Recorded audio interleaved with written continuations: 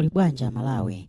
Patsopano takubwereserani nkhani ina imene Mutharika alankhula kuja kusanjika akuti kumeneko kunabwera munthu ochokera ku Scotland. Kodati wabweresa nkhani yotani imene akuti mtundu wa Malawi wadzidzimuka nayo, koma zimene alankhula Mutharika kumeneko akuti ndizodabwitsa. Tateni apa timve kodi iwowa alankhula kuti chani, nanga kuti zimene zipereka phindu lanje mtundu wa Malawi ngati dziko, popeza pano maso chiyembekezo chili pa iwowa Mutharika maka chifukwa kuti tsopano ndi mtsogoleri wa dziko lino. Tapangana like, tapangani subscribe Gramax 4 kuti inu mumve zambiri zimene ya Mutharika kapenanso anthu ena mdziko muno akuchita, makamaka poganizira kuti mdziko muno anthutu ali ndi chiyembekezo chakuti agule fertilizer komanso ngakhale chakudya, koma zinthu izi pa mtengo ochipa maka pa ulamuliro wa Mutharika. Tateni timve kodi iwowa akuti chani. An innovative and forward-looking relationship founded in the depth of our historical connections, but yet committed to the great potential of future growth and to working together to advance the interests of the people of Malawi and Scotland together. Thank you, Your Excellency.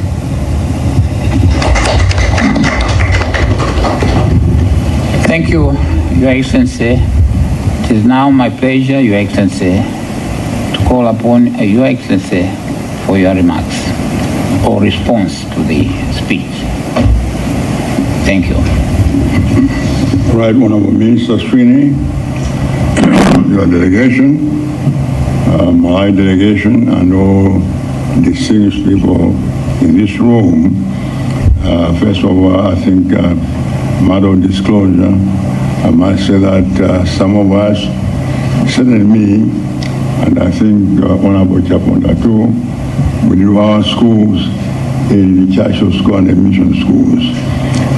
During the old days, all the primary schools were run by either Catholics or Church of Scotland.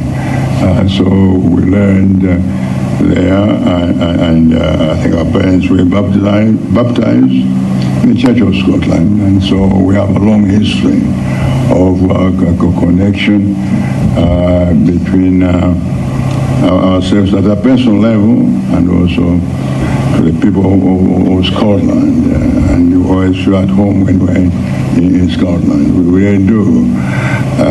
So I'm very, very glad that you have come here at this time, and I appreciate that you are coming here so early. We're only 14 days old, and the government, we're still trying to establish the government and the systems, and not yet ready, and we appreciate you coming to encourage us, to exchange with us ideas about democracy, about development, as we move the challenge facing this country. This country is facing serious challenges. You probably know. I knew there were challenges looking from outside, but when we went inside and saw the books, we said we really do have challenges, real challenges. I think things have got as bad as they can be. They can't get worse. There's no way they can get worse than they are.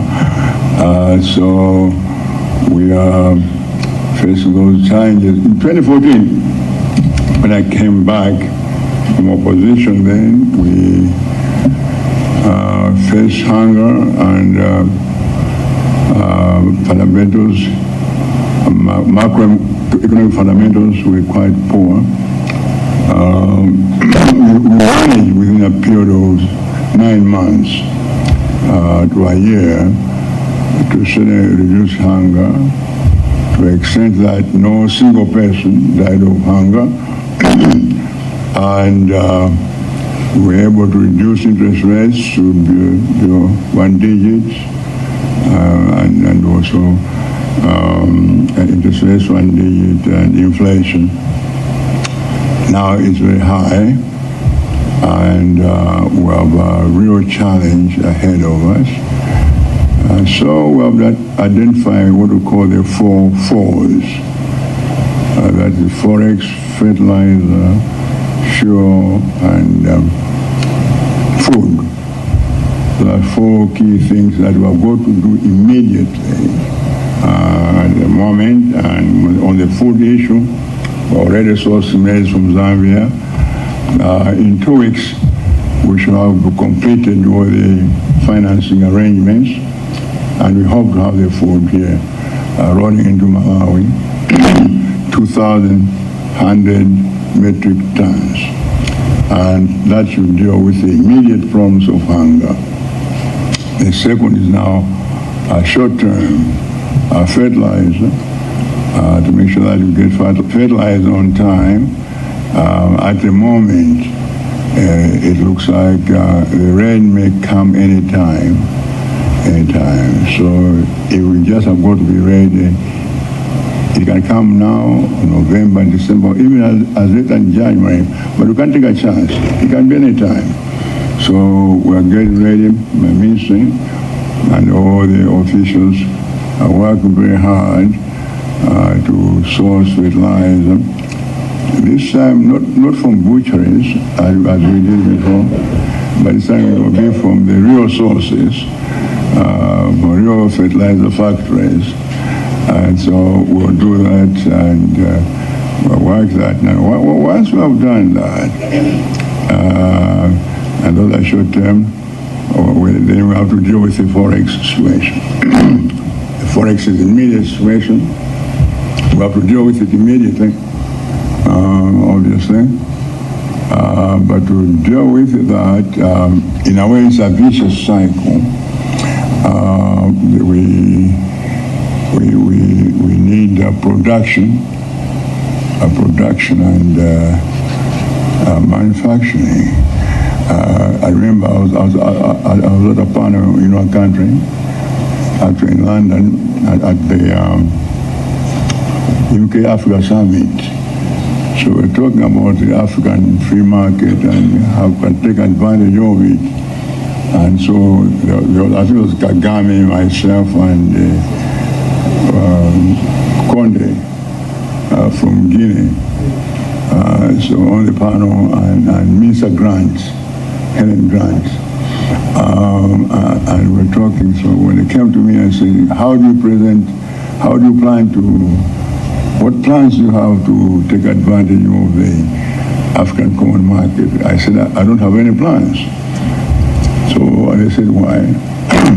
I said, I have no plans, I have nothing to sell. If I'm not manufacturing anything, if I'm not making anything, I cannot sell anything on that market, and that's the truth. We are simply not producing. And therefore, to talk about markets and non-tariff barriers and all those things is fine, but you have got to be able to manufacture first. So we're going to that next stage of manufacturing, both agricultural products but also minerals. We want to add value here. We are planning to stop all these artisanal miners. We are planning to stop any kind of exportation. I know there's corruption, exportation. Make sure that the big guys enter also the market, that these minerals are processed here, and then they're sent in some kind of processed form to where they're going to do the huge amounts of minerals. I was talking to the company from Australia. I think Shell alone, Kankakude, yes, they have enough minerals, rare earth of high quality to last 100 years.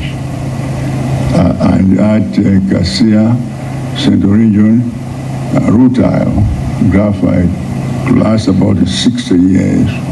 If only those two were exploited and processed domestically, we have enough money to create a sovereign fund to run this country as Norway did. As you know, Norway was a very poor country until they discovered oil, and they created a sovereign fund, and Norway is now one of the richest countries, highest per capita in Europe. And that's the direction we should be going. So manufacturing, and I took the unconventional step of creating a new ministry of industrialization, business, trade, and tourism. Because they're all together. They all are supposed to bring in revenue in this country, foreign exchange, and I put a very distinguished private sector person who has been head of one of, I think, the largest bank in this country for many, many years, but also is heading a conglomerate of 24 companies called the Press Corporation. It's one of Kamuzu Banda's companies.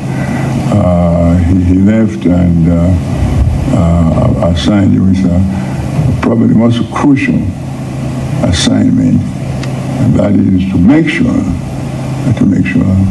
that we produce.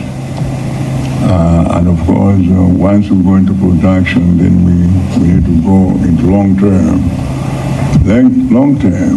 Long-term, obviously, things like infrastructure. You probably have, I guess you have traveled from the airport to here, and the road is quite good from the airport to here. But if you went to the other side, you find the road not so good.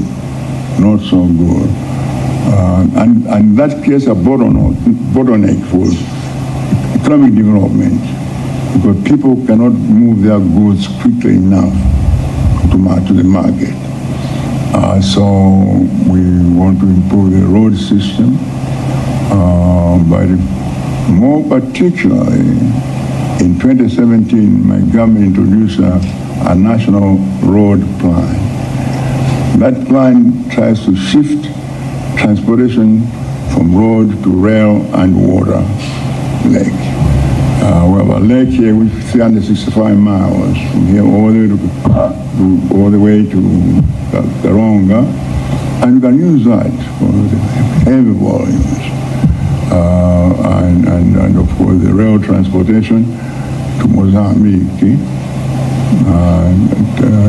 Nakala for oil, huge rail.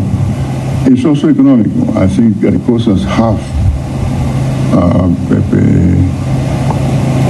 whatever quantity, half the cost if we use rail. And of course, the roads will always continue their own way. So this is our plan. That's a long plan, improve the infrastructure. And possibly we hope to have also air transport. When I was here last time, we're negotiating with Emirates for daily flights, and also the government of Turkey. We negotiated for flights to Malawi, commercial flights. We have one cargo plane that comes once a week from Dubai to here, and that's helpful. But we want to do more because our location is very attractive in this region. It could be a substation for the rest of Southern Africa. So we need to do that, and we need to integrate more with our neighbors. For example, you don't fly to Mozambique directly. If you want to go to Mozambique, which is right here, you have to go to Johannesburg first, and then fly from there to Maputo. Takes almost 5 hours, depending on the connections. If you shoot directly, it will be less than 2 hours from Blante to Maputo. So we need to improve our transportation there, and communication agreement. And in that extent, for example, we are where they have the interconnection with Mozambique. We'll be buying electricity from Mozambique. At the moment, 20 increased to 50. Actually, it was started by my brother, and then he left, and then the World Bank left, and we instituted it around 2016, and we didn't quite complete it.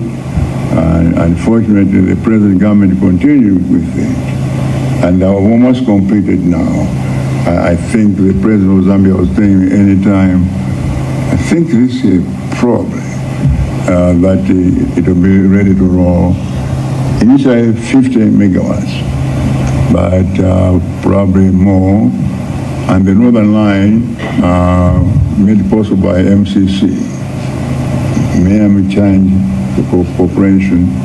We take a line all the way to Tanzania, so that we also take advantage of electricity from East African Power Pool, so we can buy from East Africa, but also from Mozambique and South Africa, Mozambique.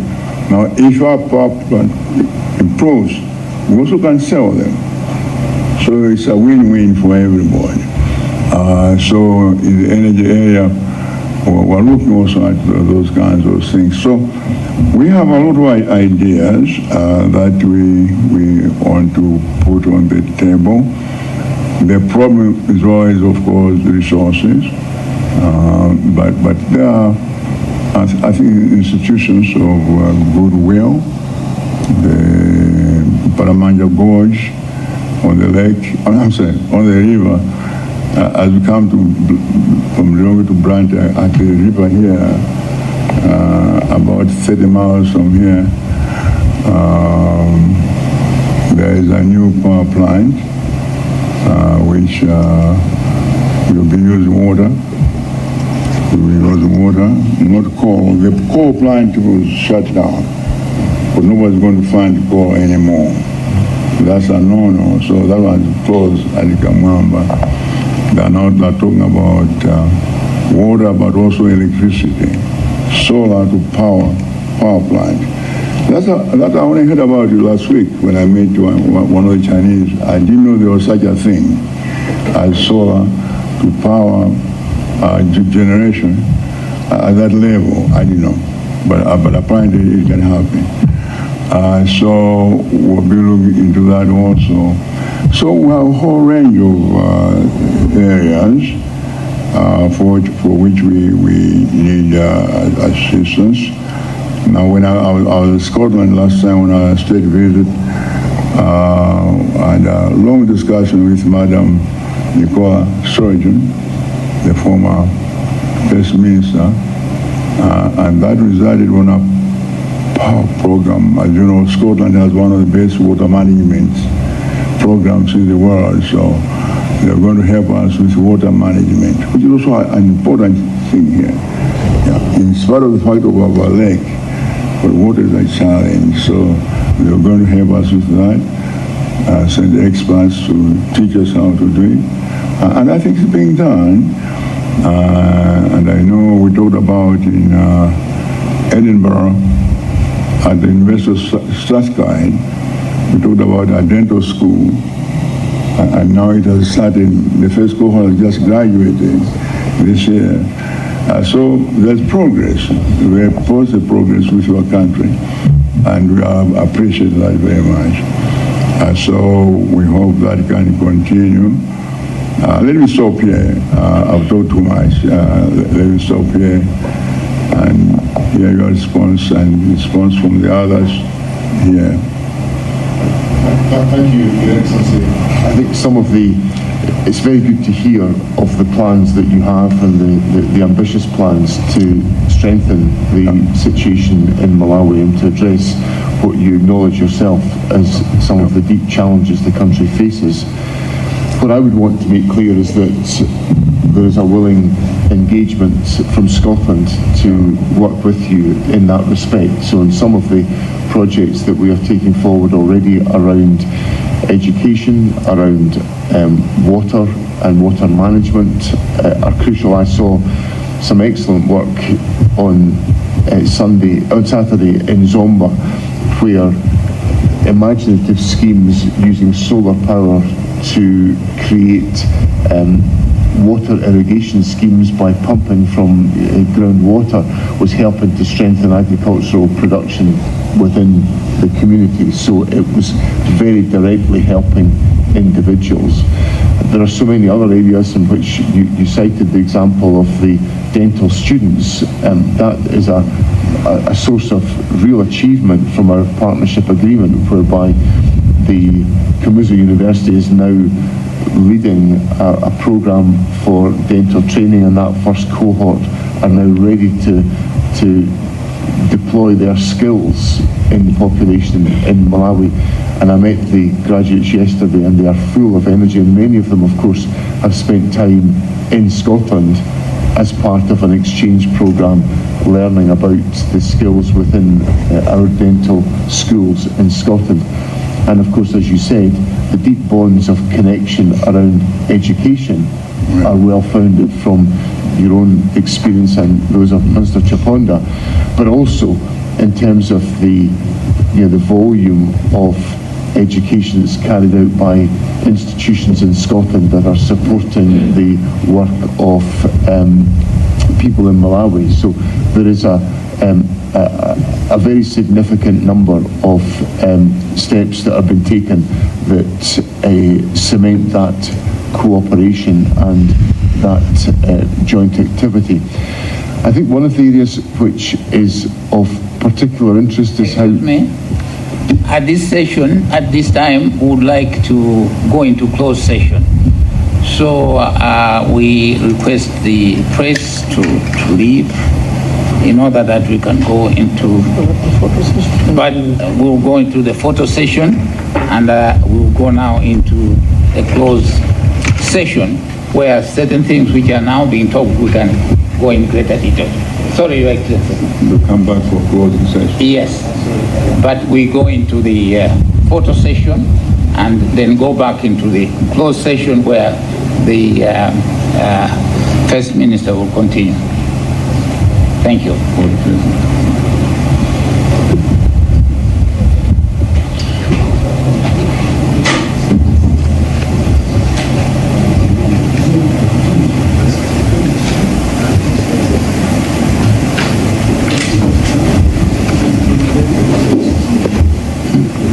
Oh yeah.